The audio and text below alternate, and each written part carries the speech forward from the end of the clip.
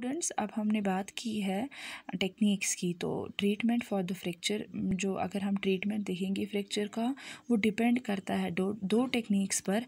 एक तो हो गया रिडक्शन और हो गया फिक्सेशन। तो पहले हम रिडक्शन की बात करते हैं। रिडक्शन में फिर से दो टेक्निक्स आती है, one is open reduction technique and the another one is closed reduction technique. And the fixation में फिर से दो टेक्निक्स आती है, external fixation and internal fixation.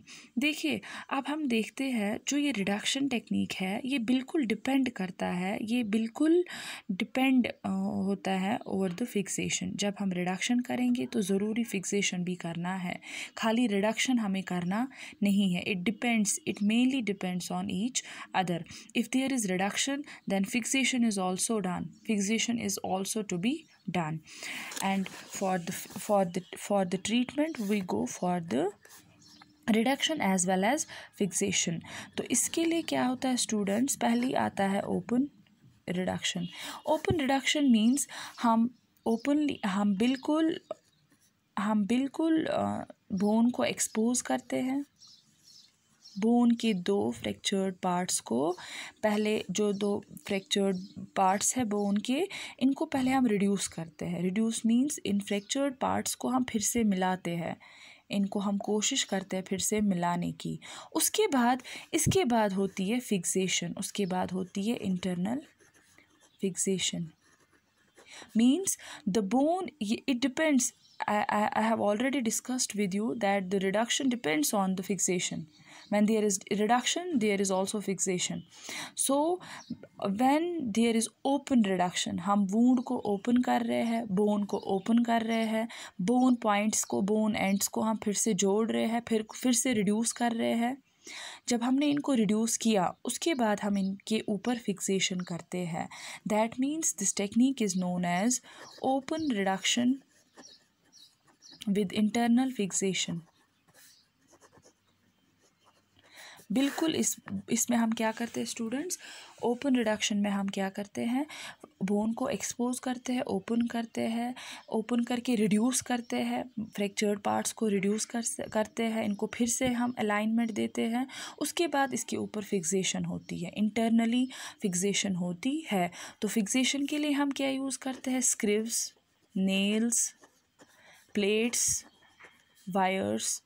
These tools, or we can say these instruments, these are to be used for the internal fixation. हमें फिर bone के ऊपर फिक्सेशन करना है, चाहे हम प्लेट का यूज़ करें, वायर का यूज़ करें, नेल का यूज़ करें।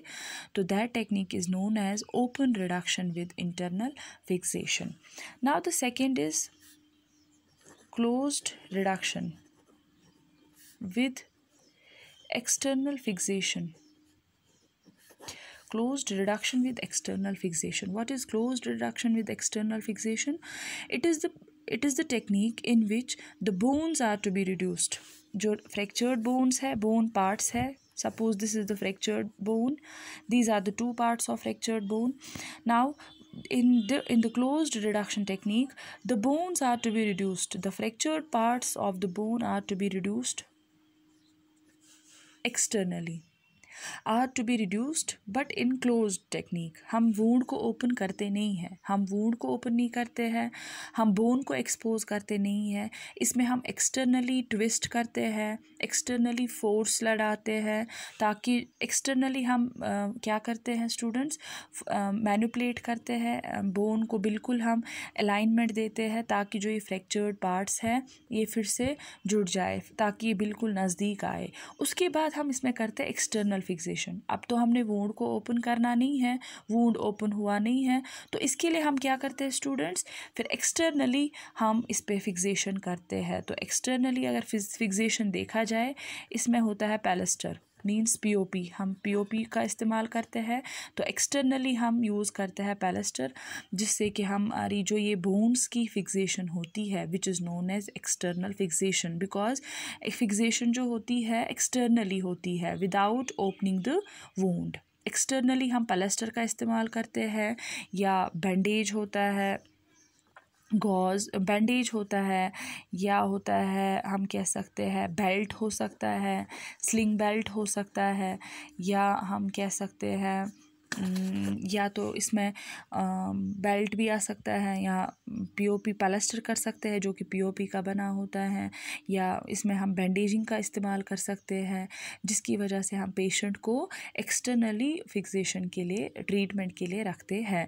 तो बोन को हमने एक्सटर्नली फोर्स करना है, अलाइनमेंट देना है, ताकि जो दो फ्रैक्चर्ड बोन्स है, बोन पार्ट्स हैं, ये फिर से मिले, ताकि ये फिर से नज़दीक आए।